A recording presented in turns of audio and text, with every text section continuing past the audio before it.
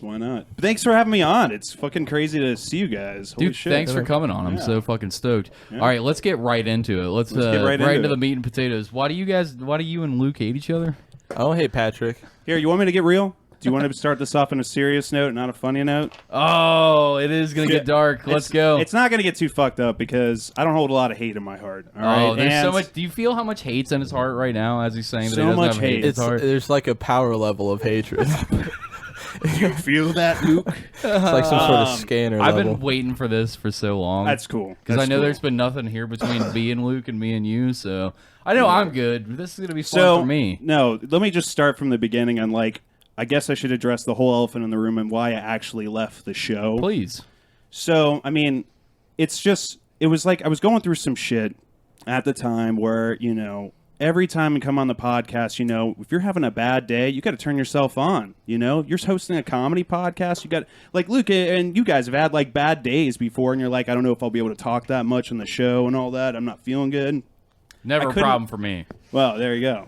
I was like, I don't know a single day that's run by like that for this guy. If he's having a bad day, he just talks more. Yeah, I was going to say, it's turned up. Yeah, I guess that's true. But I was just going through some shit where I just couldn't do that every single week, I mean, I know Lloyd, when he came on the show that one time, like, don't talk about anything lame, like, oh, your fucking parents died on the show. That's lame as shit. But when that it is. He talks about it all the time. It's boring now. So when that happened, like in that time frame of that year, like my mom passed. I had to be the one that did the euthanasia, and it really fucked with me more than I thought it would, because I had like this weird relationship with my mom where the first 15 years, all perfectly normal childhood, and then we had a house fire, and then alcoholism hit, and substance abuse hit, and a bunch of other shit. I don't know a thing about that.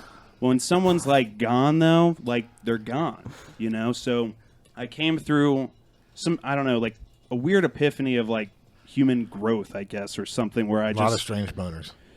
It definitely, no joke though, I felt like it changed the chemical balance in my brain a little bit where I focus on different things and I just couldn't turn myself on because, that shit comes in tidal waves, just dealing with kind of grief in general.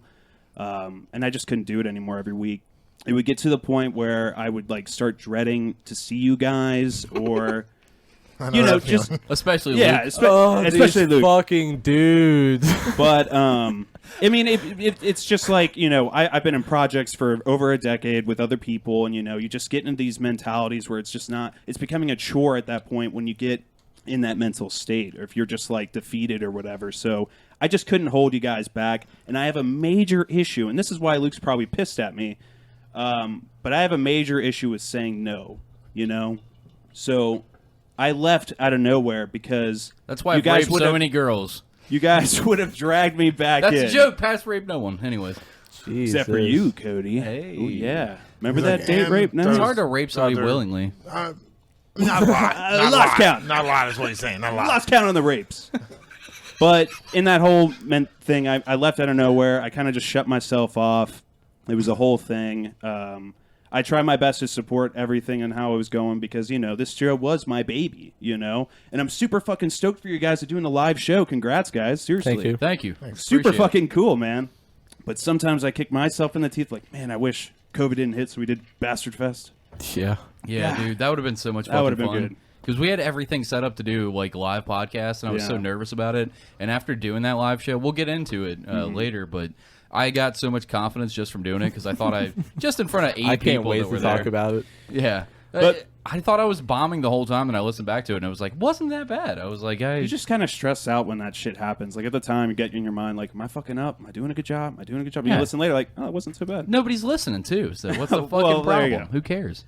But moving on back to what I was saying, I mean, I had to leave out of a whole thing. It was really tough for me to do. I fucking talk about the show all the time, like memories from the show, all the people we met, and all kinds of cool shit. Fine, I'll leave. God. I'm just, get the fuck out of here, Lloyd. It's our show tonight, baby. No, I'm kidding. But it just, it sucked. And, I heard the episodes afterwards, and I did hear how upset you were, Luke, and you were very vindictive. And I was not happy about that. But yep.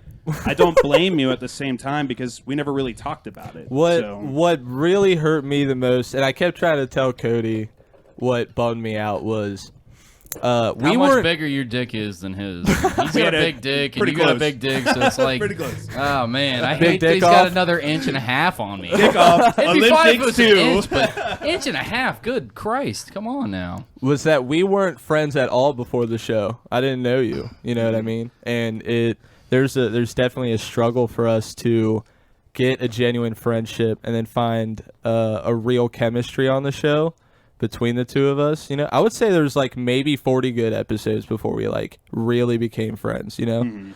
And then we did the show for almost 3 years, and then he left.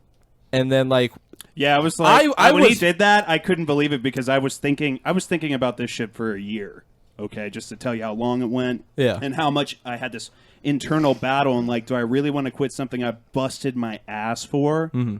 You know, but you know, I just still gotta think about quitting to this day. But Luke will kill himself. So right? he quit, and when he quit, I saw it starting to go down, and you were like, "Nah, we're good. We're like, I'm down to still keep doing this," and I'm like, "I'm down as fuck to keep doing this. Like, let's keep going. We're gonna keep pushing through until he comes back."